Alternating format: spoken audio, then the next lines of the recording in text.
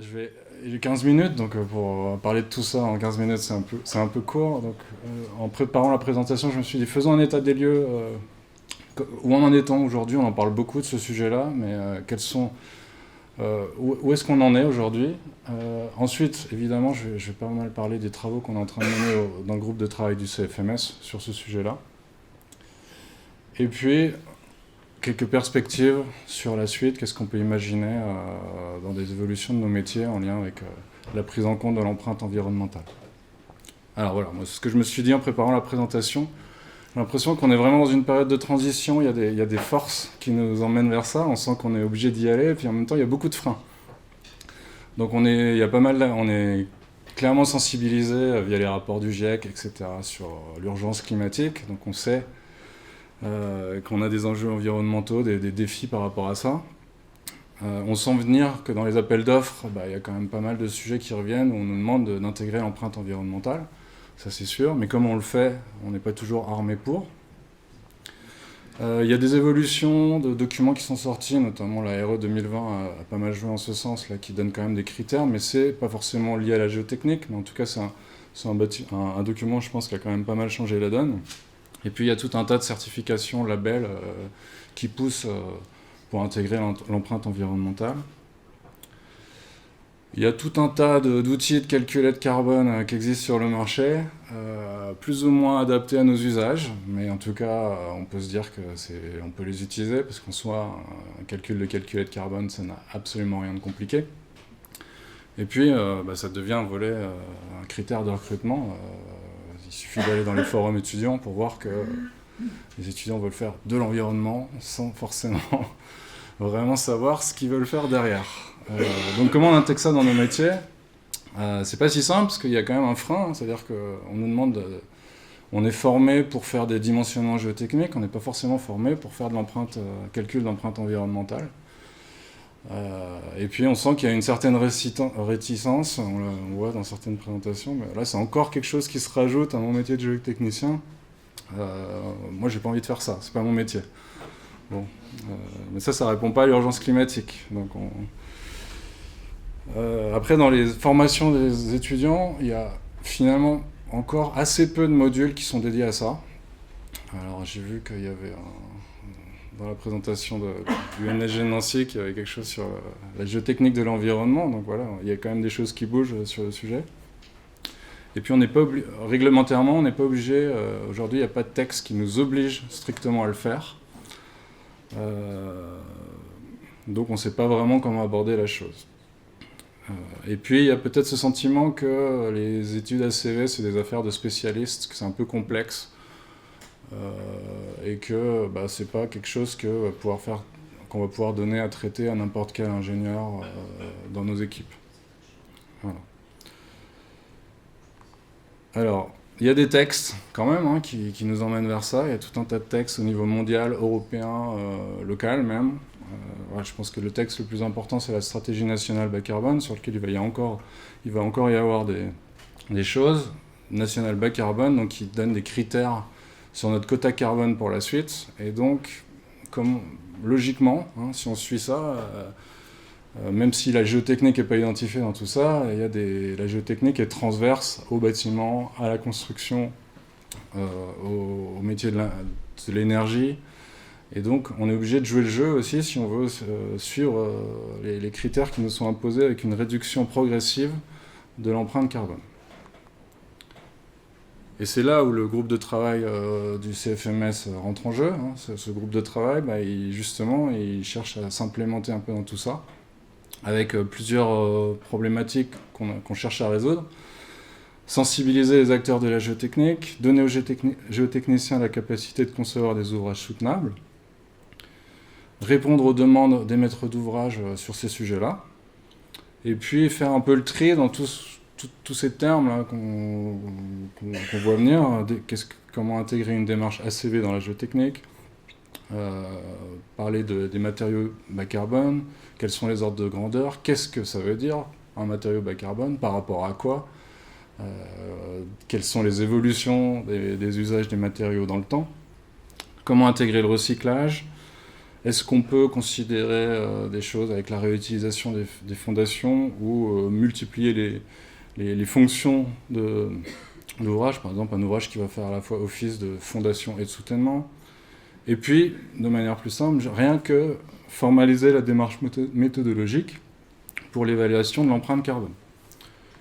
Donc il y a deux groupes de travail en parallèle, un qui travaille plutôt sur l'atténuation du changement climatique, l'autre sur l'adaptation. Alors moi je suis dans le groupe de travail, le premier sous-groupe. Je vois qu'il y a Jean de Sauvage au fond de la salle qui est aussi. Il y en a peut-être d'autres que je n'ai pas repérés. Donc vis-à-vis de l'empreinte environnementale, c'est le premier sous-groupe qui nous concerne, où là sont abordés des sujets en lien avec l'analyse de cycle de vie des ouvrages géotechniques, comment faire le calcul d'empreinte carbone, et les bonnes pratiques pour la réduction de l'empreinte carbone. Donc l'objectif, c'est de terminer à peu près le texte d'ici la fin de l'année. On n'y est pas tout à fait, mais on va dire que la rédaction est avancée jusqu'à 80% à peu près, avec un objectif de restitution et de publication au deuxième semestre 2025. Donc ça, c'est le plan actuel du sous-groupe de travail numéro 1. Je ne vais pas vous le lire, mais on va dire que les chapitres 3, 4, 5 sont ceux qui rentrent un peu plus dans le vif du sujet sur comment faire le calcul d'empreinte environnementale. Au départ, ça visait plutôt... C'était assez large, hein, les discussions. On essayait d'intégrer d'autres critères que le carbone. Finalement, on s'est rendu compte que c'était quand même assez compliqué de faire ça, et que c'était déjà un travail en soi de parler uniquement du critère réchauffement climatique, donc CO2. Et donc ça s'est recentré sur ce critère-là. Donc c'est surtout dans l'objet du chapitre 3. Et le chapitre 7, lui, va plutôt donner des bonnes pratiques avec des exemples concrets d'ouvrages.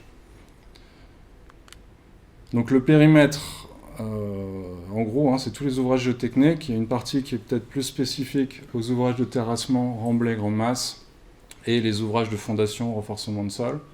La partie tunnel, en revanche, elle est laissée à l'AFTES. C'est hors scope du groupe de travail. Et donc, comme je le disais, la méthode d'évaluation reste sur un calcul d'empreinte carbone. On est resté là-dessus majoritairement, même s'il y a des annexes et des chapitres où on va quand même aborder des projets de recherche, notamment, où il y a eu des études d'impact environnemental plus larges, où pas seulement le critère carbone a été abordé. Voilà. Mais il faut bien avoir en tête qu'une analyse où on fait que le bilan, l'empreinte carbone, c'est monocritère, c'est pas vraiment le sens d'une analyse de cycle de vie au départ. Une analyse de cycle de vie est censée être une analyse multicritère. Donc on peut faire une ACV uniquement centrée sur le carbone, mais on va dire qu'on limite le cadre initial d'une analyse de cycle de vie. Donc c'est un peu illustré par la figure que je vous montre à l'écran. À gauche, c'est juste un comparatif entre deux variantes où juste le critère carbone est regardé avec des fourchettes basses, moyennes et hautes. Mais on peut tout à fait faire une analyse multicritère, on regarde d'autres indicateurs environnementaux. Voilà. Donc ça, c'est quelque chose qu'on fait avec un logiciel maison, mais c'est pas... Ce que je veux dire par là, c'est que tout le monde a plus ou moins des calculateurs de ce type, et on n'est pas obligé de s'arrêter aux critères carbone. Voilà, quelques focus qu'on met en avant dans les recommandations. Déjà, en fait, ça peut paraître un peu compliqué de faire le bilan d'empreinte environnementale d'un projet, mais en fait, on peut scinder les postes d'émission en deux groupes et voir qu'il y a des sources d'émissions qui sont majoritaires, qui sont liées à la fabrication des matériaux, l'énergie consommée sur chantier et le transport de ces matériaux entre le site de production et notre chantier. Il y a d'autres postes qui sont plus secondaires, qui existent évidemment, qu'il faudrait comptabiliser si on veut faire un bilan d'empreinte environnementale globale. Transport des personnes, transport des équipements, fabrication des équipements, traitement des déchets. Sauf qu'en fait, le pourcentage d'émissions liées à ces postes est beaucoup plus réduit, Donc si on veut déjà capter les ordres de grandeur dans un bilan d'empreinte environnementale, autant se concentrer déjà quand on fait un comparatif de variantes sur les postes primaires d'émission. Ça suffit à choisir la solution la plus sobre. Voilà, dans le guide, on vient aussi un peu détailler les postes principaux qu'on doit regarder dans l'évaluation de l'empreinte carbone en distinguant les chantiers de terrassement et de fondation. Donc voilà, notamment terrassement, évidemment tout ce qui est traitement à la chaux, utilisation de l'ion hydraulique, fourniture et acheminement des matériaux de carrière, utilisation ou non d'explosifs, etc.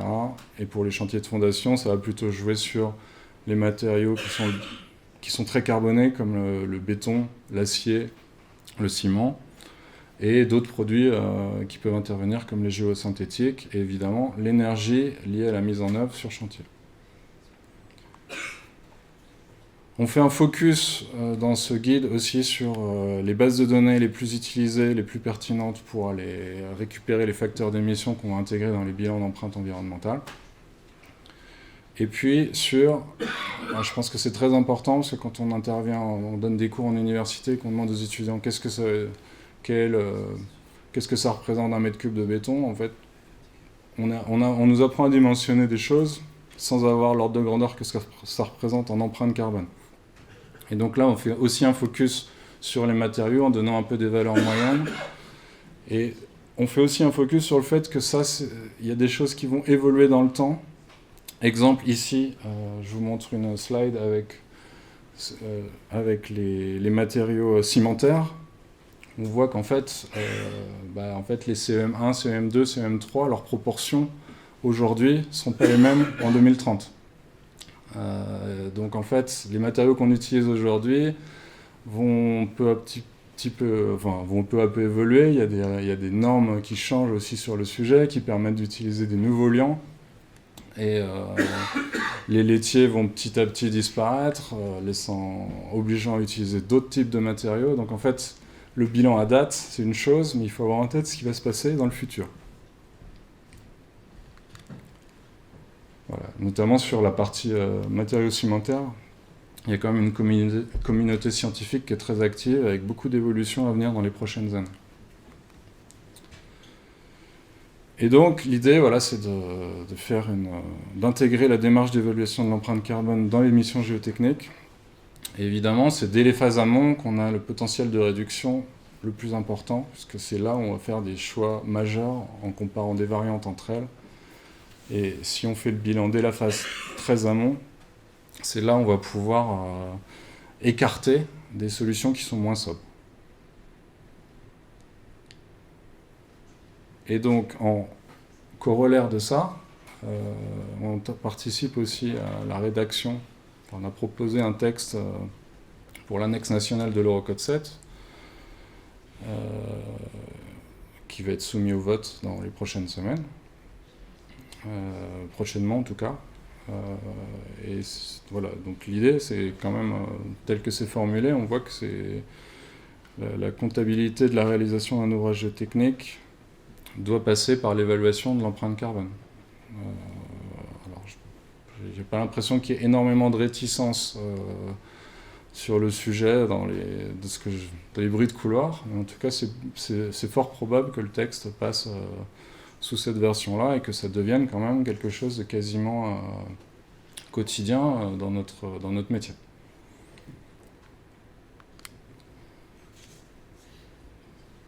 Voilà, une fois qu'on a dit ça,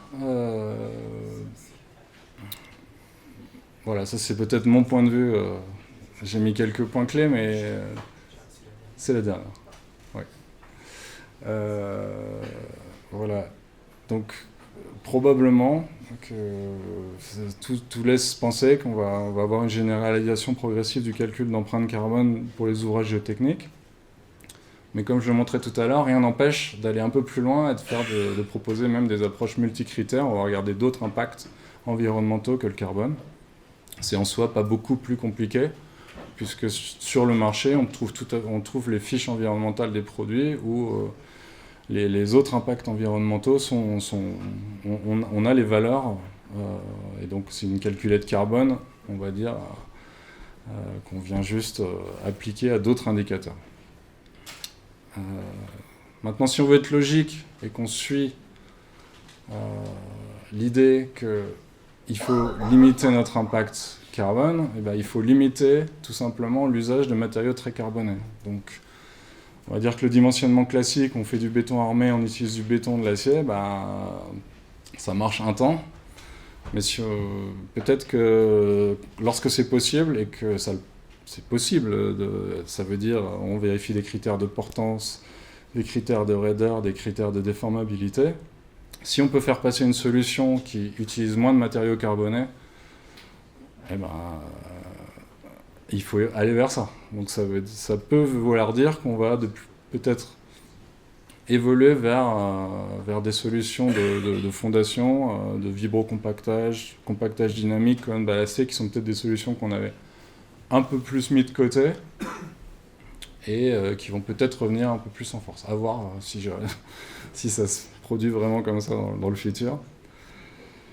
Ce qui manque peut-être, c'est vraiment des REX, des mesures vraiment sur chantier pour des applications spécifiques. Donc il y a des choses qui se font, hein. La communauté scientifique est assez active, notamment sur la partie terrassement. Il y a le projet Terre CO2 qui était très intéressant sur ce sujet-là, mais on pourrait dire que pour des travaux maritimes, pour des projets spécifiques, on vient vraiment se concentrer, faire des mesures et on regarde quelles sont les émissions réelles et on vient réintégrer ça dans les bilans d'empreinte environnementale.